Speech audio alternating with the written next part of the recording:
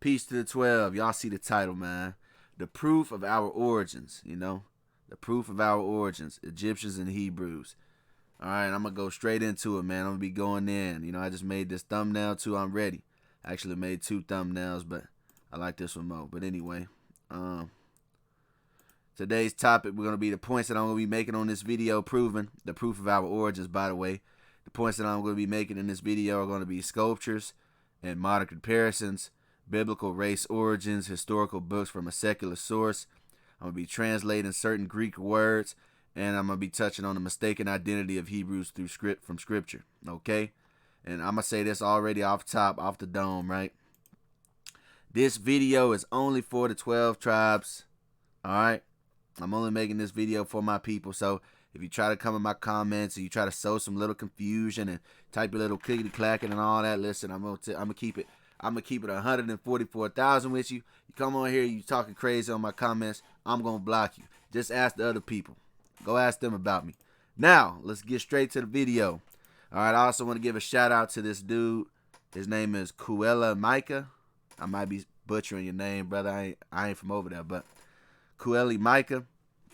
He did a video titled Every Old Kingdom's Pharaoh of Egypt, the Pharaohs They Don't Show You, Part 1. He did that video. Y'all can go check him out. He's got sculptures in his video that I did not include, for sake of time. But, so, the common theme about when you deal with Egyptians, all right, when you deal with Egyptians, you got to keep in mind that you're dealing with the devil. So, of course, they're going to lie. They're going to lie, which is what they always do. But anyway, the common theme on the Egyptian term is that they'll tell you what? They'll tell you that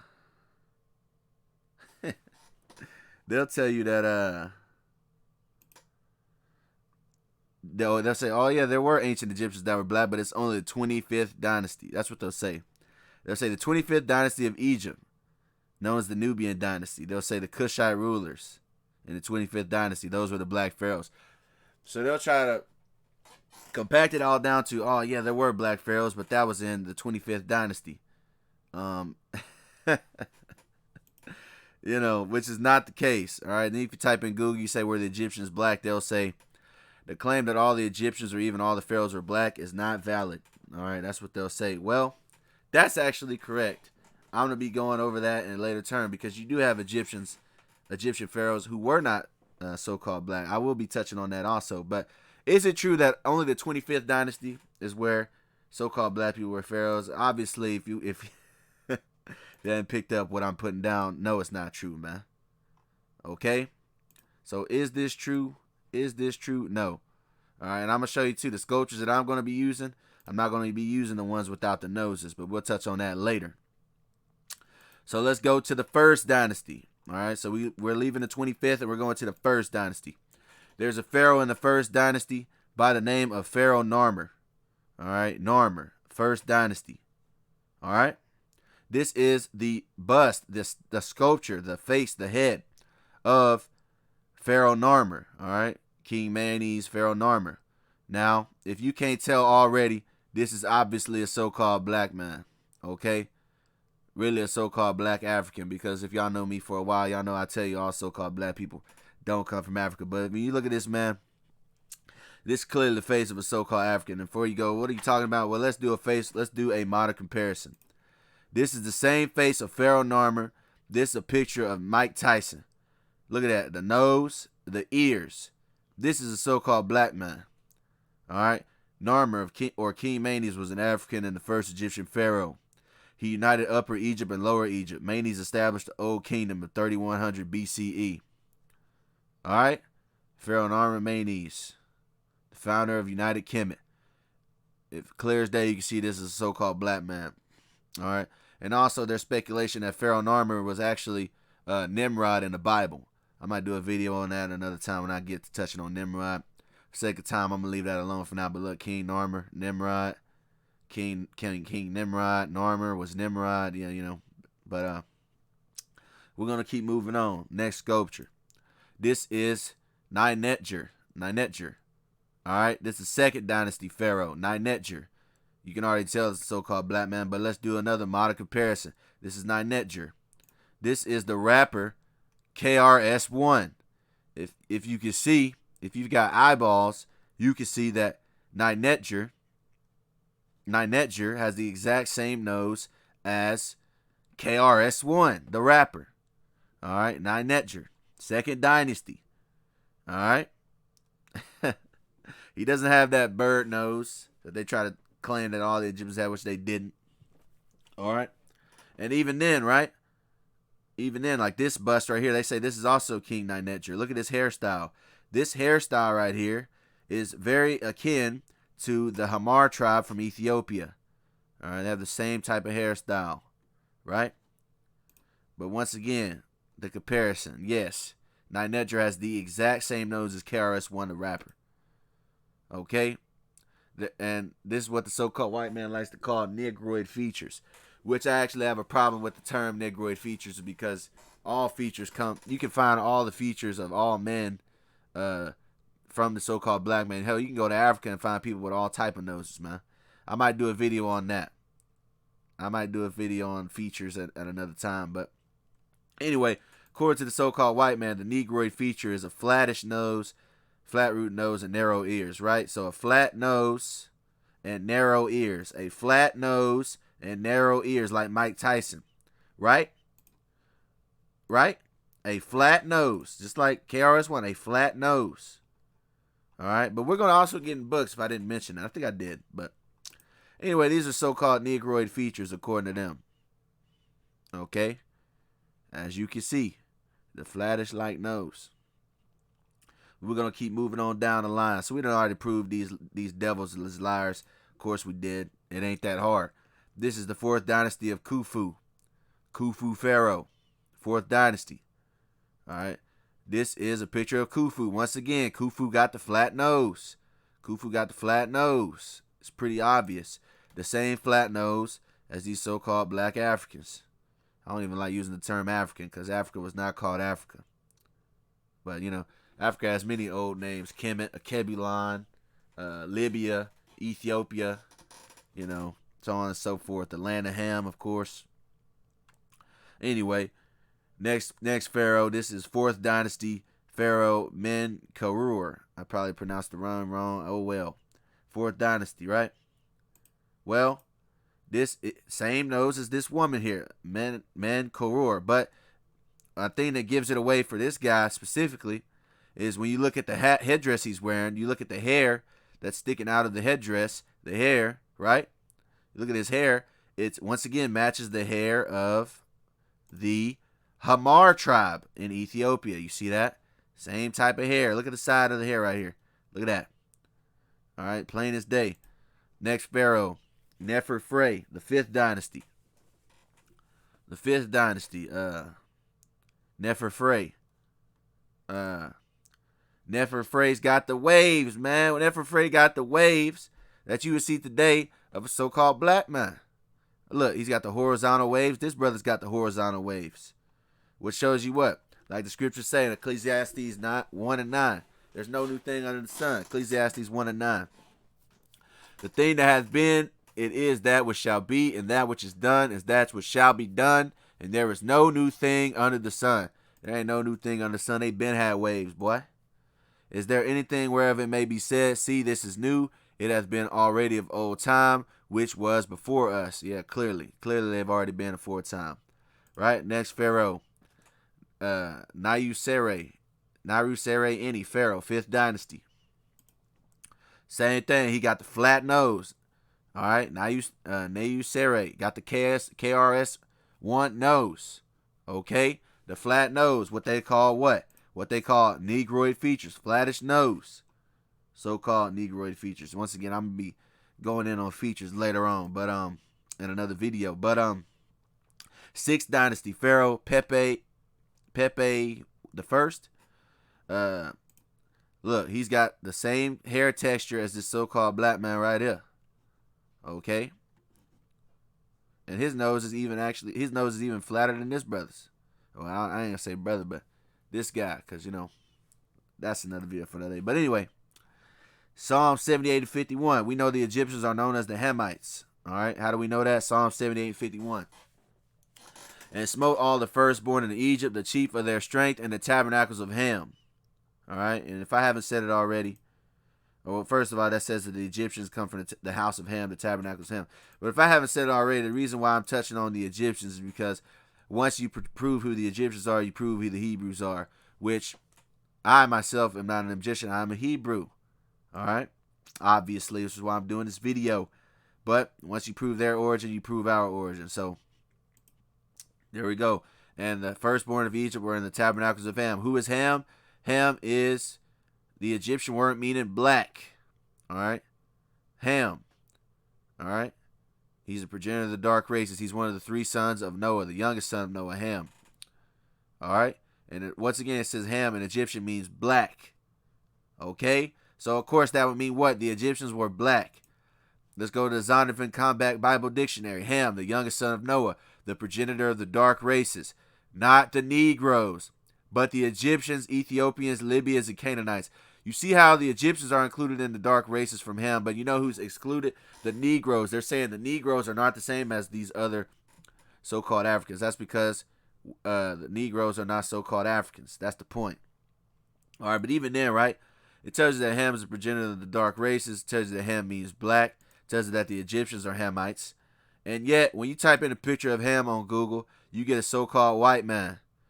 Once again, the lies never stop. The lies never cease. Once again, stop trying to accept the history given to you by your conquerors. I mean, it's ridiculous. All right, you got to go with the meat and the bones. You got to chew the meat and spit out the bones, man, because they be lying all the damn time. All right, but anyway, yeah. Genesis 10:6, and the sons of Ham, Cush, and Mizraim, and Phut, and Canaan. So Mizraim, for those who don't know, Mizraim is the Hebrew for the land of Egypt. Okay, the 2 Egypts, upper and lower. It was a name generally given by the Hebrews to the land of Egypt. So Mizraim was the Egyptian son of Ham. Once again, Ham was black. He was the progenitor of the dark races. Moving on, right? Kemet means black land. Yeah, the word Kemet or Kemet, Ham. See the word Ham right there? In the ancient Egyptian language, is translated to mean black, land of the blacks, or the black land. Kem is an Egyptian word for black. Chem is also where you get chemistry from, but that's another video for another day. Kemet or black land. Now they'll say, oh, it's black because of the soil. That's why they call it black land. That's the soil, right? Okay. Well, when you go to Cush, which was another son of Ham, sons of Ham, Cush, right? Cush, the word Cush also means black, and Cush was the eldest son of Ham, and he was the father of Nimrod, right? So Cush also means black, and Cush also is an Ethiopian, by the way, right? Yet when you type in Nimrod, who is the son of Cush, you get a picture of a so-called white man. Like I told you, when will the lies cease? All right? But then I don't expect them to tell me the truth. I really don't. But, yeah, Ethiopia, all right, the land of origins. And by the way, the word Ethiopia literally means the land of the blacks. Ethiopia, country of burnt faces, Hebrew Cush, the land of the blacks. All right, the land of the blacks. So notice how Ethiopia is known as the land of the blacks. And Kemet was known as black land, land of the blacks. Yet, though this is for soil, yet the Egyptians' case is for soil, and the Ethiopians' case means burnt faces. You see what I mean, man?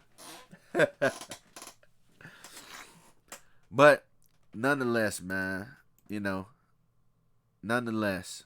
And people would ask, well, why is Egypt in the condition that it's in? If so-called black people would ask, if these so-called black Africans are the original Egyptians, why can't they build all the structures? Why are they not in high prominence, etc., right? Well, I'll tell you why. Because they got cursed by the Most High, by Yahawah, Ezekiel 29 and 9. I'm going to read all this. And the land of Egypt shall be desolate and waste, and they shall know that I am the Lord, because he has said, the river is mine, and I have made it. What river is he talking about? In this instance, he's talking about the Nile River. Behold, therefore, I am against thee and against thy rivers, and I will make the land of Egypt utterly waste and desolate from the tower of Cyrene even unto the border of Ethiopia. No foot of man shall pass through it, nor foot of beast shall pass through it, neither shall it be inhabited 40 years. Right? And I will make the land of Egypt desolate in the midst of the countries that are desolate, and her cities among the cities that are laid waste shall be desolate 40 years. And I will scatter the Egyptians among the nations. So the Egyptians got scattered among the nations. Now you can say, well, the 40 years is up. We're going to get to that. And we'll disperse them through the countries. Right? Ezekiel 29:13. Yet, thus saith the Lord Yahawah, at the end of 40 years will I gather the Egyptians from the people whither they were scattered. So they got gathered back, right? And I will bring again the captivity of Egypt, the imprisonment of Egypt, and will cause them to return into the land of Pathros, and to the land of their habitation, and they shall be there a base kingdom.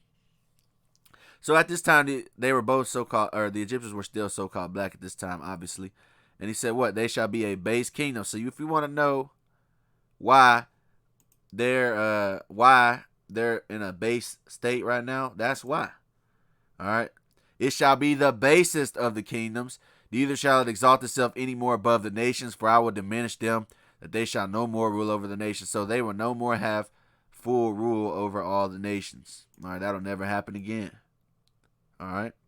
So all you hoteps, you're wasting your time. All right.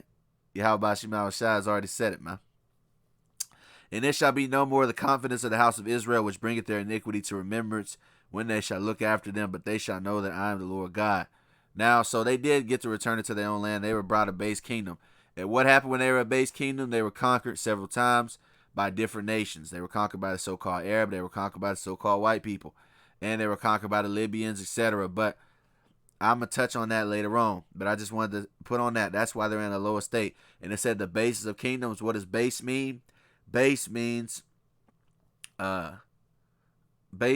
befitting a person of low social class. All right, low.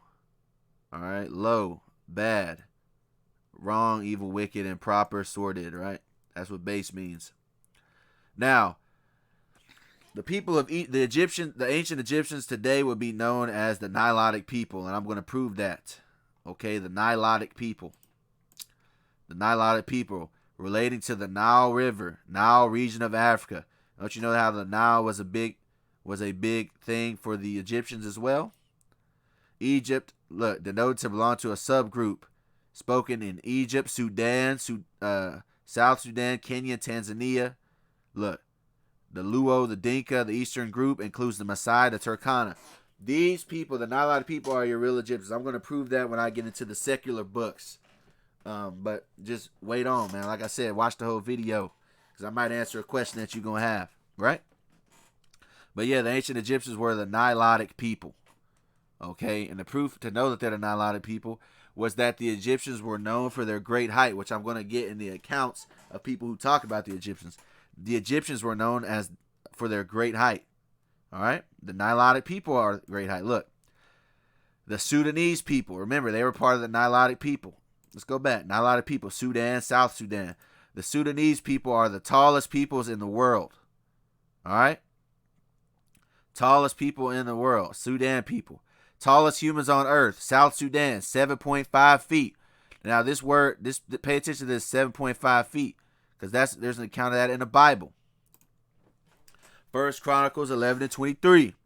And he slew an Egyptian, a man of great stature, 5 cubits high, and in the Egyptian's hand was a spear like a weaver's beam, and he went down to him with the staff and plucked the spear out of the Egyptian's hand and slew him with his own spear.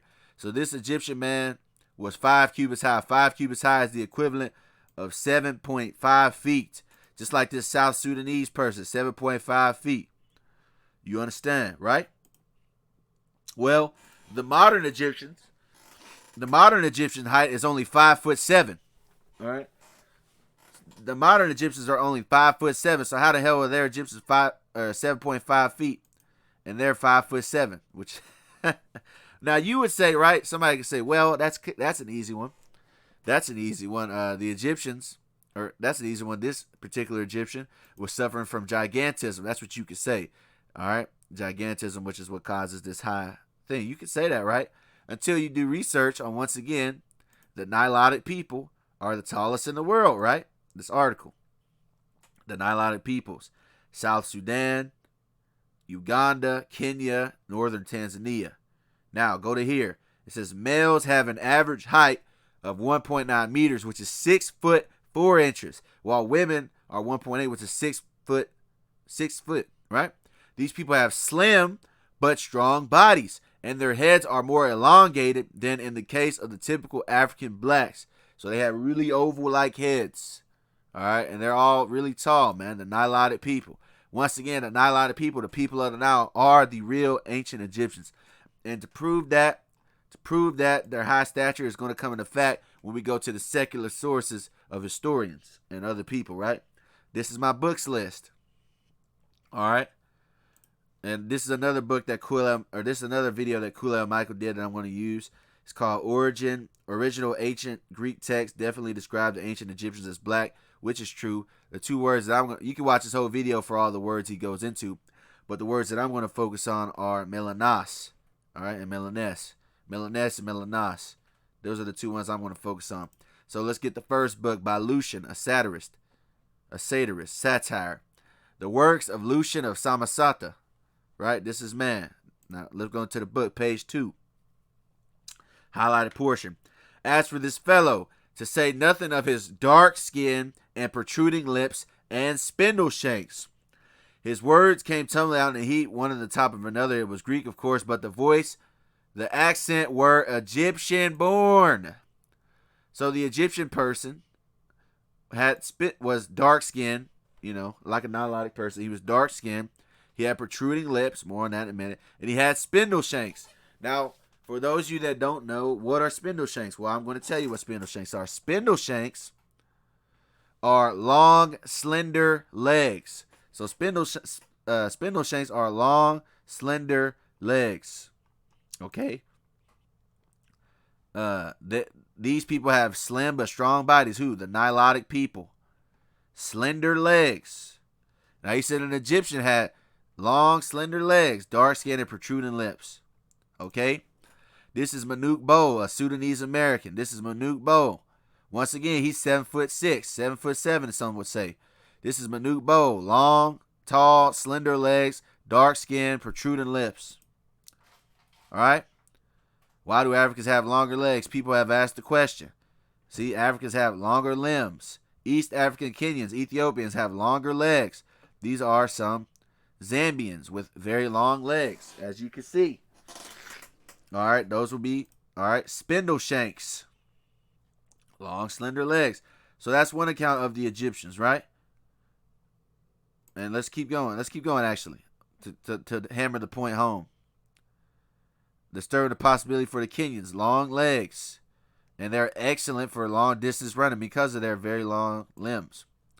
All right, very aerodynamic. All right. Look, these are some Dinka people, which are also more Nilotic people. The Dinka, 7.5. The Dinka tribe, one of the oldest, darkest, and tallest tribes in Africa. Yeah, oldest, right? Yeah, because they're the originals over there. All right, and yes, the Egyptians were known for being very tall, long, slender legs, dark, oval head, as you can see. All right, look at this other picture.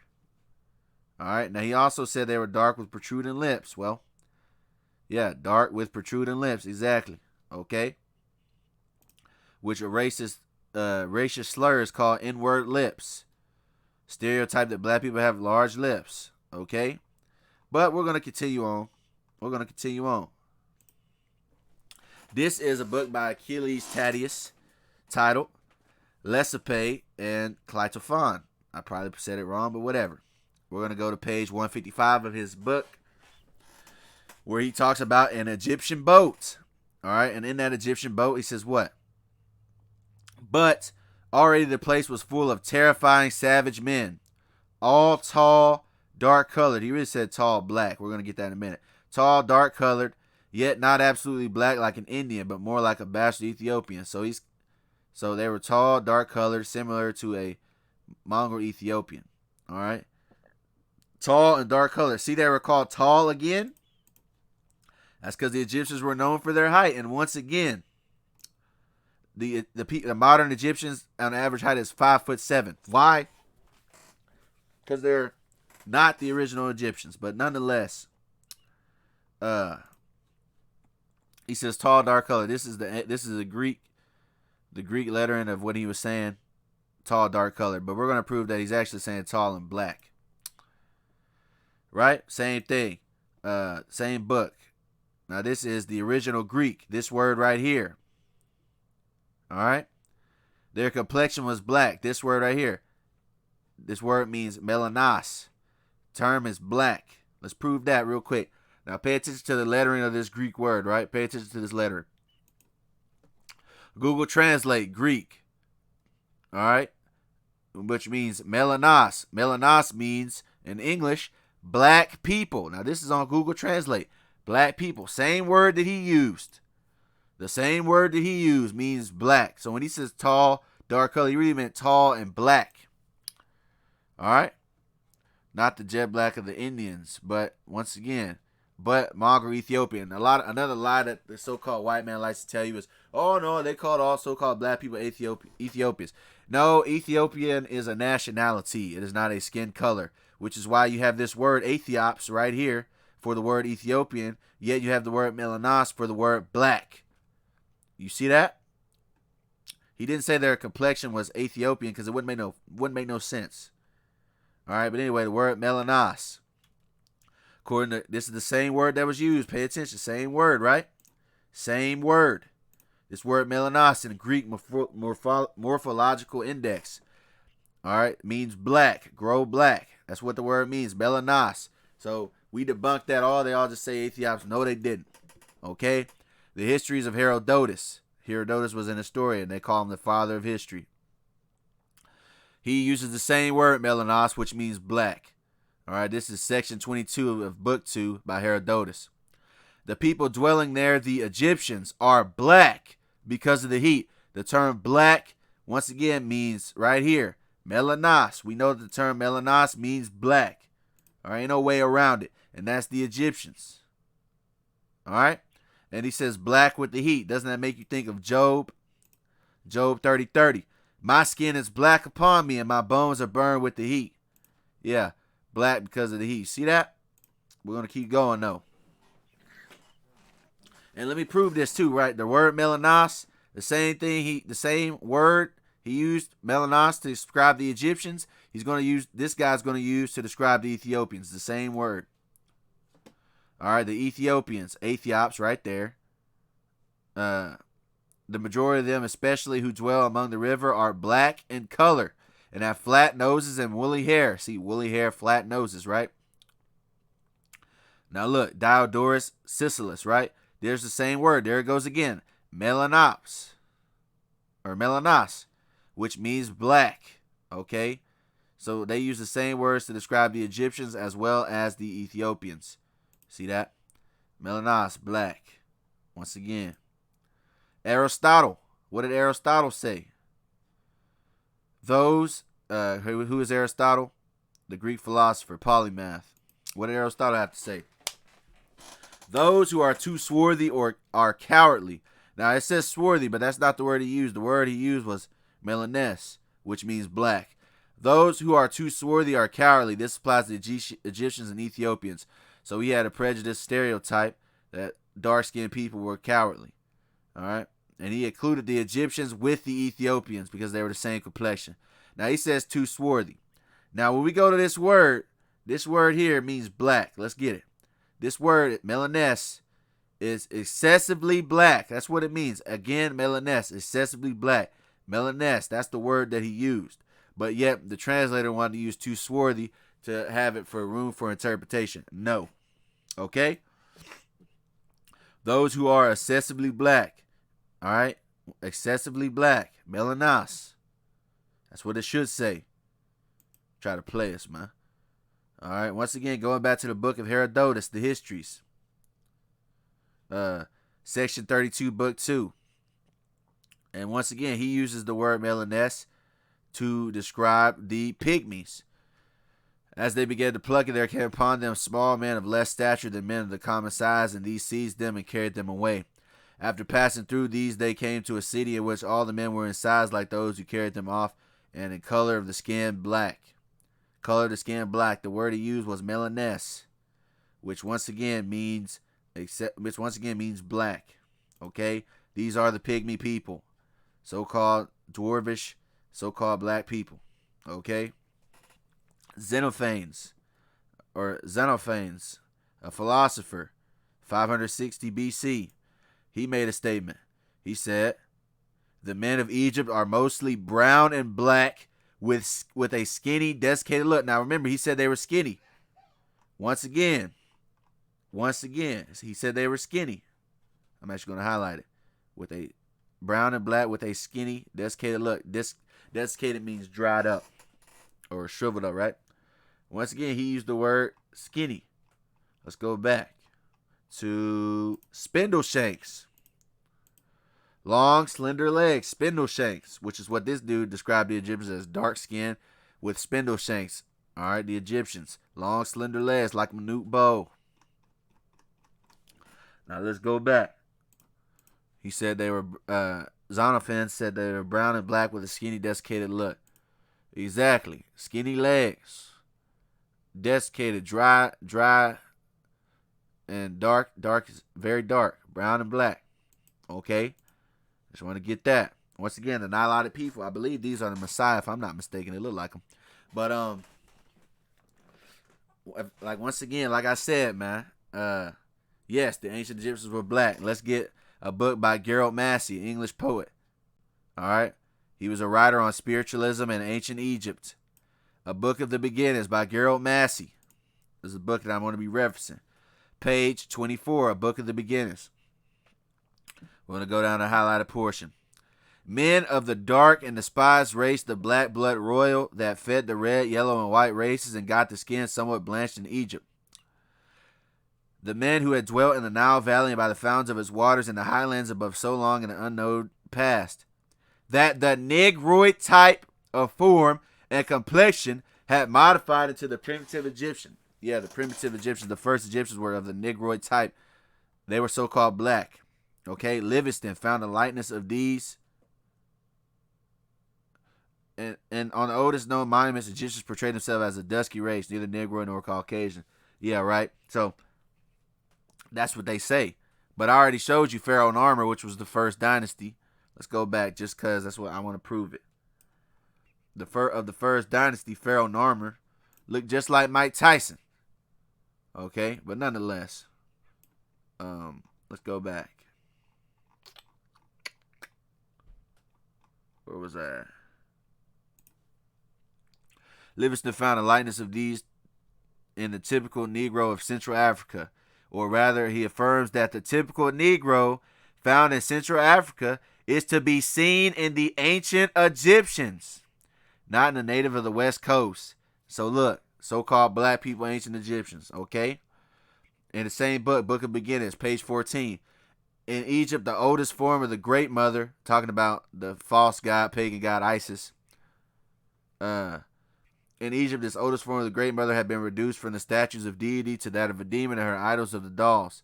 Look, one of these reproduces the black Negroid Isis. You see that? Negroid Isis. So he's telling you the first Isis was so-called black. All right, the first depiction of her was of a Negroid type. Okay, Isis, ancient Egyptian goddess of fertility. Negroid means resembling or akin to a Negro. All right, same book, Book of Beginnings, Gerald Massey, page 17. He says the red skin, similar to the complexion of the earliest men of the monuments, is not an uncommon variety of the Africans.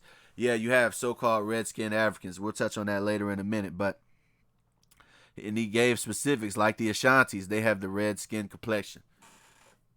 All right, we'll touch on that in a minute. Look. Professor Huxley has asserted that the Aborigines of Egypt were of the same physical type as the original natives of Australia. He says, although the Egyptians have been modified by admixture. Yes, they have been modified by admixture. And by the way, I didn't include it, but let's get it. Let me get a picture of Australian Aboriginal. So if what he's saying is correct, which I do not believe, but let's say what he's saying was correct. Let's look up some Aboriginal Australians real fast. Turn this light on so I can see. Aboriginal Australians pull that up for y'all. I'm gonna let y'all look at something real quick, but while I'm pulling it up, it's loading. Oh hell, might not want to load on me. Yeah, it says Google's not responsive, but y'all can look up. Y'all can look up the Aboriginal Australians. Spoiler alert: they have so-called black skin, but nonetheless, let's continue. Let's see if it loaded before I leave completely. Nope, we're on our own here, ladies and gentlemen. But whatever, no matter. Moving on. See, trying to take away the word. Anyway, all right. So moving on. This guy right here is a very famous guy. He was a French philologist. Can't say the word, but anyway, his name was Jean-Francois Champollion. Okay, and he's known as the father of Egyptology. The father of Egyptology. All right, now listen to what the father of Egyptology had to say in his letter, Letters of Egypt. This is the book right here, Jean-Francois Champollion. He says the first tribes that inhabited Egypt. Look, the first tribes. Hello, ancient Egyptians, the Aboriginal Egyptians. The first tribes that inhabited Egypt, that is the Nile Valley between the Cyrene Cataract and the sea, came from Abyssinia to Sennaar. The ancient Egyptians belonged to a race quite similar to the Kinus or Barbarous, present inhabitants of Nubia. All right, present inhabitants of Nubia. Look, the Nubians, they were so-called black. All right. In the Copts, Egypt, we do not find any of the characters or features of the ancient Egyptian population. You don't find any of the features of the ancient Egyptians with the Copts. Why? He's going to tell you why. The Copts are the result of crossbreeding with all the nations that have successfully dominated Egypt. It is wrong to seek in them the principal features of the old race. So these current people, is basically what he's saying. These current people that claim what they claim, you cannot look at them to match the actual features of the old race. Look, the Copts are a result of crossbreeding with all the nations that dominated Egypt. Let's show a picture of the Copts. Look at them. You can already see where I'm going with this. He's saying they're admixed, which is true. This is a picture of a North African, Moroccan, Salahuddin Bencheki. This is a Northern African. All right? So-called Northern African, right? Well, this is Drake. This is the rapper Drake. Drake has a so-called white mother and a black father. All right? This is a Dominican. This is a U.S. Look. Admixed. Admixed. You see that? So what happened? What happened to Egypt? Well, I'll tell you what happened. All right, the Macedonian conquest, 332 BC, Alexander the Great invaded Egypt with his mixed army of Macedonians and Greeks. All right, which is what formed Ptolemaic Egypt. And those people that say Cleopatra was a so-called Caucasian, they're actually correct. Cleopatra was an Edomite. Might do a video on that at some point. Why? Because during this time, the Macedonians had conquered Egypt. And the Macedonians were Caucasians. I've done that, many videos on that a long time ago.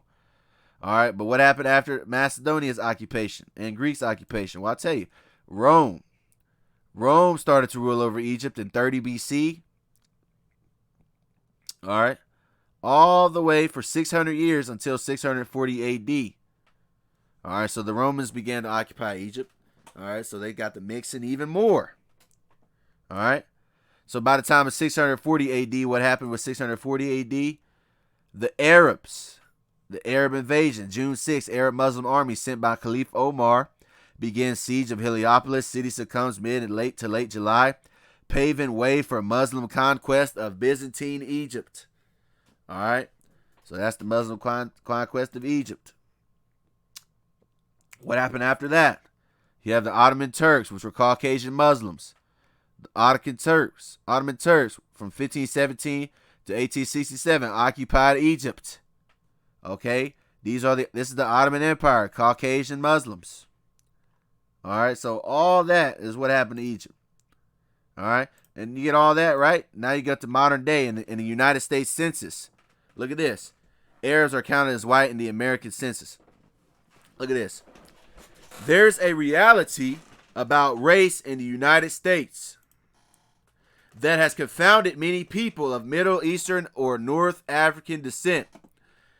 The federal government officially categorizes people with origins in Lebanon, Iran, Egypt, and other countries in the MENA region as white. So the Americans classify the Lebanese, the Iranians, the Egyptians, and other countries as white people. That's how they classify them as. Now you would say, well, why would they do that? Well, I just gave you an example. Ottoman Turks, Caucasian Muslims. All right. Because, by the way, the original Arabs were dark-skinned. I might get a little segment on that in this video. I don't remember if I included it or not. You had the Greeks occupying, the Macedonians, the Romans. And by Greeks, I'm talking about the Hellenized Greeks because the original Greeks look different. But that's another video for another day. And, yeah. So they're classified as white. And this is an Egyptian family. Looks like a so-called white woman with a tan. Look, modern Egyptian women. This one looks like a so-called white woman. They look like so-called white people. All right, mixed with mixture of Arab features. Okay, those are modern Egyptians. This is what Google said, right?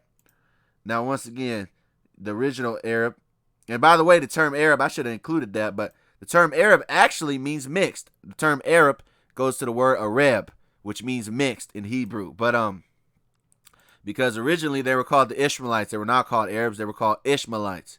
The reason they go by the word Arab now, because the word Arab once again means mingled or mixed. But the Arabs, these are some dark-skinned so-called Arabs in the coast of Yemen. All right, Socotra Island. All right, this is another dark-skinned Arab. All right, as you can see, one of them got admixed. All right. Anyway, next book, Godfrey Higgins. He was a magistrate. He was an historian, an antiquarian. All right. Godfrey Higgins, born in the 1700s, wrote a book titled Anacalypsis. In this book, Anacalypsis, page 398, he says, Dr. Pritchard has observed that the Brahmins are, as might be expected, the finest foreign race in India. He has also shown in a very satisfactory manner that the ancient Egyptians, the masters of Thebes, were Negroes, or that they were black with curly heads. All right. So Pritchard says that the ancient Egyptians were Negroes, or at the very least black. Once again, he distinguishes Negroes from other blacks. And the Pritchard he's referencing is James Cowles Pritchard, a British physician. Once again, born in the 1700s. He wrote a book called The Natural History of Man. Page 146. I'm going to get the highlighted portion. The skull among the ancient Egyptians was the oval and fully developed form which is common to highly cultivated nations. Yet, there were in other respects in the physical type of that race many tokens of relationship to the people of Africa. The puffed and full countenance, the full cheeks, thick turned out lips, the thick lips, the peculiar shape,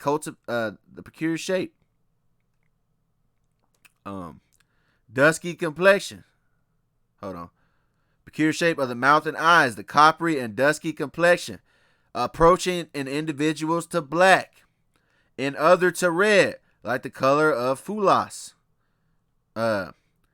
If it be admitted that the Egyptians display some traces of approximation in physical character to the other nations in Africa. Okay. Pretty plain. Now, here's another philosopher, French philosopher born in the 1700s by the name of Constantin Francois Chassebeau. All right. Watch what he had to say. In his book, Voyage in Egypt and Syria. All right, it was written in French, but anyway. All have a bloated face, puffed up eyes, flat nose, thick lips. In a word, the true face of the mulatto. Mulatto means mixed race. Now, I was tempted to attribute it to the climate. Now watch this. But when I visited the Sphinx, its appearance gave me the key to the riddle. On seeing that the head typically Negro in all its features. See, the head of the Sphinx was Negro in all its features. Now you understand why they knock niggas' noses off. Now you understand why. Negro in all its features. I remember the remarkable passage where Herodotus says, "As for me, I judge the Colloquians to be a colony of Egyptians because, like them, they are black with woolly hair." By the way, the term black, we already went. Herodotus term melanos, which means black, with woolly hair. With woolly hair part's a giveaway. In other words, the ancient Egyptians were true Negroes of the same type as all native-born Africans. That being so, we can say how their blood mixed for several centuries with that of the Romans and Greeks. Once again, yeah, that's how you get the so-called mixed people. Like Drake, yeah, North African. Yeah, period, man. Dude came to this conclusion back then. You think they don't know now? They do know. They just like to lie. All right? And that's why they knocked the noses off, man. Or they fell off because of the A, B, and C. Give me a break, man. Can't fool me, man. Now, this is the brother of the guy I mentioned earlier. This is the brother, Jacques Joseph Champollion Figeac. Let me go to his brother real fast. I mentioned him earlier. One second. This guy, Jean-Francois Champollion, his brother. This is the brother of the father of Egyptology. Let's go back to him. This is his brother. Now, his brother was a non-believer. His brother did not believe the Egyptians were black. But in his disbelief, he mentions something that lets you know that it was known that the Egyptians were black. This is what he said. Champollion Figeac, from his memoir and letter to his brother. The opinion that the ancient population of Egypt belonged to the Negro African race is an error long accepted as the truth since the Renaissance. All right? So it was long accepted since the Renaissance. Since the Renaissance, they said that the Negro African race were the Egyptians. Since the Renaissance. When's the Renaissance? The Renaissance is the 14th century to the 17th century, which is the 1300s to the 1700s. So all the way up until now, it was widely accepted that the Egyptians were Negroes. Showed you that right there. That's what this dude says. So in his disbelief, he lets it be known that since the Renaissance, everybody thought the Egyptians were of a Negro African race, which is true. And he's actually wrong, but whatever. Now, all in conclusion, right, I proved the origin of the Egyptians. And because I proved the origin of the Egyptians, because I proved what the Egyptians looked like and who they were, now you can prove who the Hebrews were. All right, which goes back to my last point, which was mistake identity of Hebrews in Scripture. All right, now that I already proved that, let's go to the mistaken identity portion. First person, Moses. All right, Moses was picked up by, all right, let's go to Exodus 2 and 7. Then said his sister to Pharaoh's daughter, "Shall I go and call thee to a nurse of the Hebrew women, that she may nurse the child for thee?" All right. And the child, now we're going to go to verse 10. And the child grew, and she brought him onto Pharaoh's daughter, and he became her son. And she called his name Moses. And she said, "Because I drew him out of the water." All right, Moses or Moshe, right? So, Moses was raised to be brought up as an Egyptian, which means they had to look alike, because how would he be able to pass him as her son if he looked like a so-called white man? I'll tell you why he didn't. But anyway, we're going to prove that Moses was mistaken for an Egyptian in Exodus 2 and 15, though. Now, when Pharaoh heard this thing, he sought to slay Moses, but Moses fled from the face of Pharaoh and dwelt in the land of Midian, and he sat down by a well. Now, the priests of Midian had 7 daughters, and they came and drew water and filled the troughs to water their father's flock. And the shepherds came and drove them away, but Moses stood up and helped them and watered their flock. And when they came to Reuel, their father, he said, "How is it that ye are come so soon today?" This is what they're going to say Moses looked like when he was in the land of Midian. Remember, Moses helped them. Now, this is what they're going to say to their father about Moses. Exodus 2 and 19. And they said, "An Egyptian delivered us out of the hand of the shepherds, and also drew water enough for us and watered the flock." So they called Moses an Egyptian. Why? Because he resembled an Egyptian. He probably had on Egyptian clothes. He had an Egyptian appearance. Probably had an Egyptian hairstyle.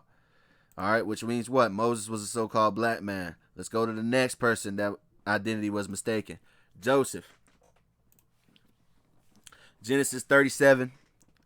And Genesis 37, 23 and 20 through 27 tells you that Joseph got sold into slavery. They sold him to the Ishmaelites, and the Ishmaelites ultimately sold him to the Egyptians. Okay?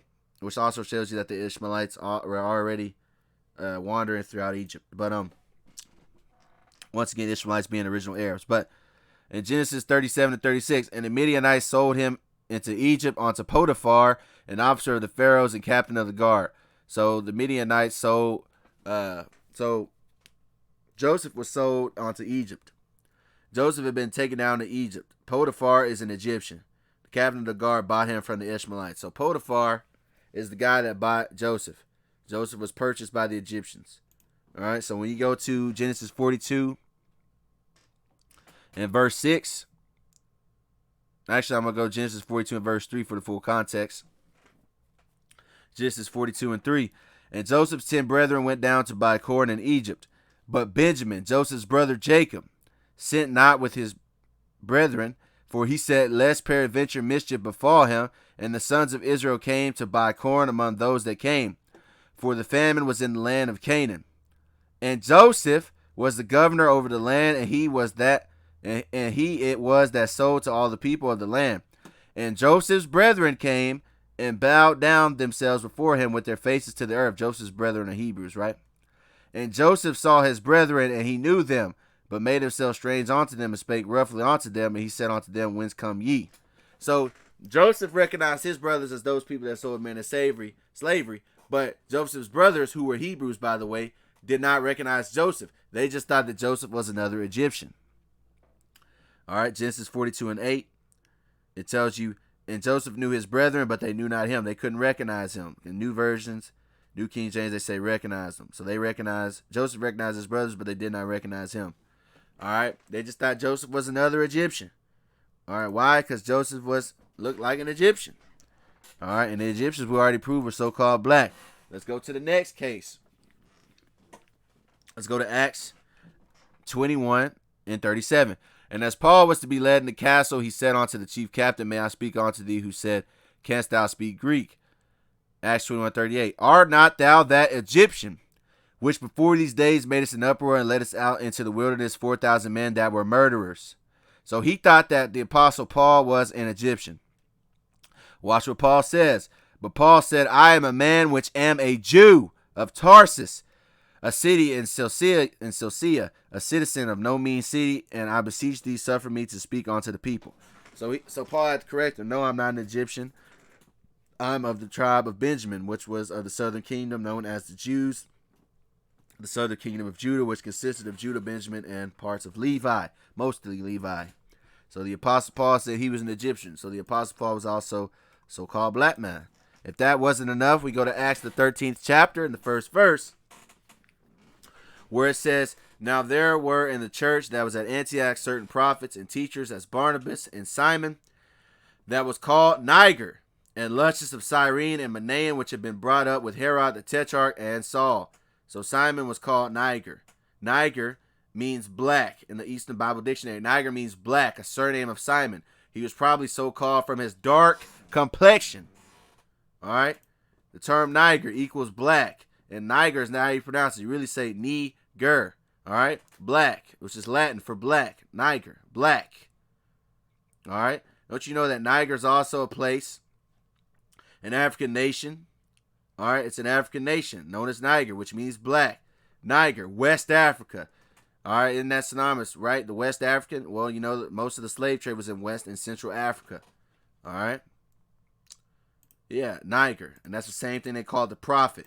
To be a prophet, you had to be an Israelite. Okay? He was black. Now, for those that want to quote this, I had a guy in my comments quote this a long time ago.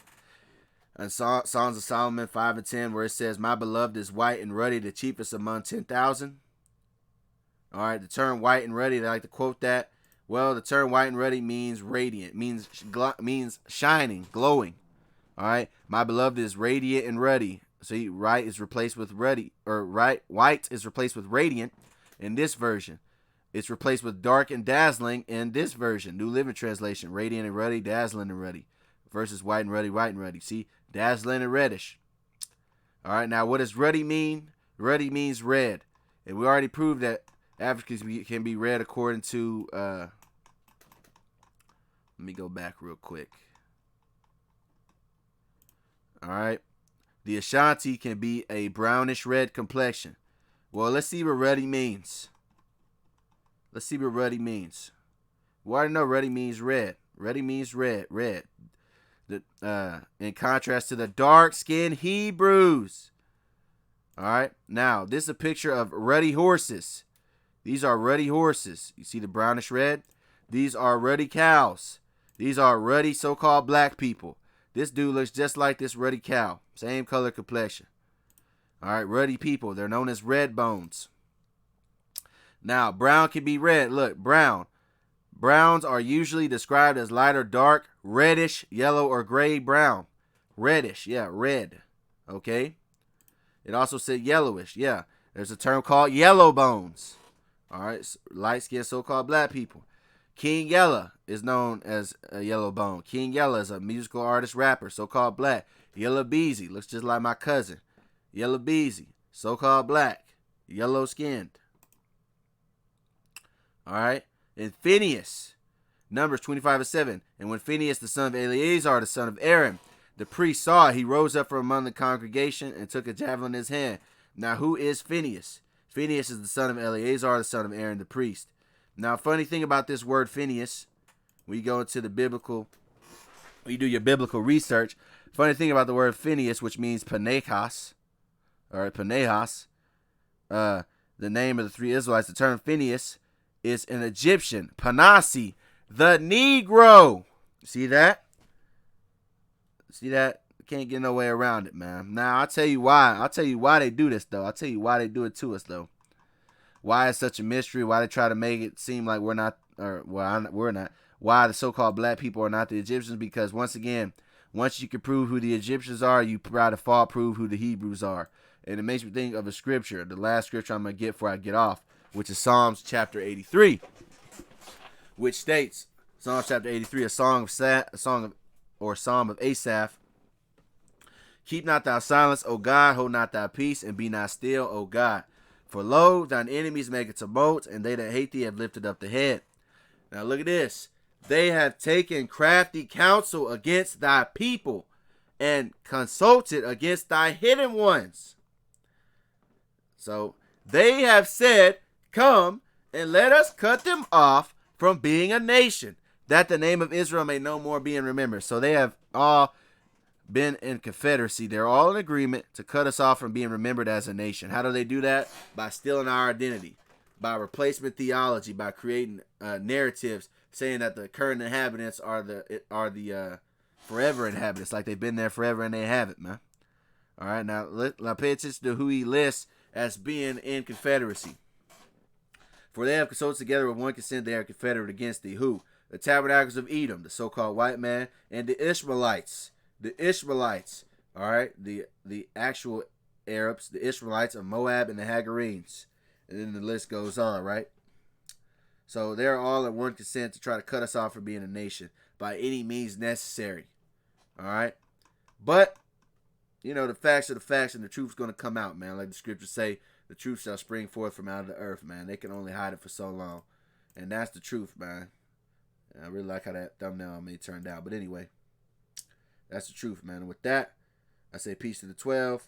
I want to give all praises, honor, and glory to the Heavenly Father, the Most High Yahawah, in the name of His only begotten Son, yahawashi. Yahweh is the name of the Heavenly Father, who is commonly known as God. And yahawashi is the Savior of the nation of Israel, who is commonly known as Jesus Christ. I want to say shalom, which means peace, to you people listening and learning, to you brothers doing this work in truth and sincerity, and to you elders that's been doing this thing before me, man. I say peace and shalom to you. Yeah, keep getting this work out there. All right? Gone.